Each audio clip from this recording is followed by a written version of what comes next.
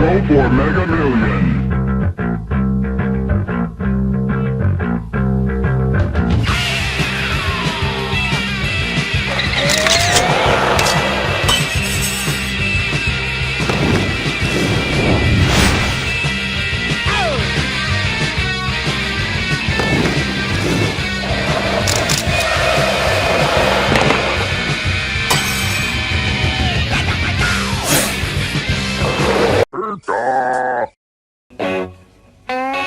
Why have to keep on working when it makes no sense to me?